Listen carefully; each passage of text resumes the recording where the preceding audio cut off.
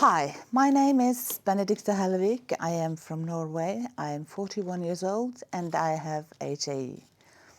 For quite some time now, I've thought about how to keep the spirit going living with HAE. I have HAE too, so has my sister, my father and my son of 17 years old. All of a sudden, it got pressing to write something since I got seriously ill in June 2014. I had breast cancer and I had to remove my right breast and all my lymph nodes in my right arm. I went through chemotherapy and radiation and was done with my treatment in February 2015. I started to work again, little by little, and I got a new job in May of this year. And at the end of June 2015, they discovered that my cancer had spread to my brain. This meant that I only had a short time to live, since the tumour was inoperable and terminal. I have now months to live, if I'm lucky, maybe a year. So why on earth do I want to write about the joy of living? Well, for me, it's more important now than ever, isn't it? Life isn't over yet, and I'm going to enjoy every second of it. I'm full of different medications, my face is like a blowfish, but still nothing like an HAE attack to the face. However, now the situation is what it is. I have never felt more blessed. I will get back to this a little later. Back to HAE, that's what this is all about.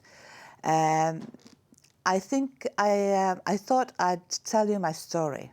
I grew up with this disease and I was lucky because my family and me always knew what this was. My father always wanted me and my sister to believe we could do anything we wanted to do in spite of having HAE. So I never knew anything else other than to try doing what I wanted, even if my hand or foot was a bit swollen. This was the way HAE mostly showed itself for me. For my sister, it was worse. She had more swellings in the stomach, which we all know are much more painful. I played soccer, and I knew that after each summer break, my feet would swell after my first soccer practice. But I also knew that after the next practice, they would be fine. I'm not saying this is the way of doing it for everyone, but if it's one thing I'm sure of, HAE patients have to fight harder, be better, be stronger, and more engaged than others. And this can be hard, also because we often know a bit more about HAE than most general physicians. And the doctors. We love you and we hate you. You are the bearers of both the good news and the bad news. Yes, you have HAE. Yes, there is medication. Yes, you might have to inject it into your bloodstream yourself. It may cost you money. Are your insurance good? In the Scandinavian countries, we are very lucky with good reimbursements. However, now that I am in fact dying of cancer, not HAE, I all of a sudden realize a few things. HAE patients in China, Russia, Ukraine, and other countries are in my situation. They can also die tomorrow, in a few months, in a year. This is a horrible insight, honestly, and it makes me want to fight harder for our fellow HAE friends, my extended HAE family. We must never forget how lucky we are and never stop fighting for all the others who doesn't have our benefits. We now know HAI does a lot worldwide and we must never stop supporting and help us patients. Our knowledge is very valuable. Well, in all this happening to me, humor is my #1 weapon. Let me assure you, it's not even good humor. I sometimes lose my sense of hearing, and my sister, who has been driving me around, they won't let me drive anymore, how fun is that? And I said to her, it was quite nice not to hear her all the time. Made us laugh quite hard. Stupid humor releases tension in a difficult time and feels liberating. And it makes us not cry. Believe me, I've cried too, but I'd rather prefer to laugh. I remember a few years ago, I got to know a Dutch brother and sister with HAE at a conference, and we had a marvelous time discussing how HAE Olympics would look like.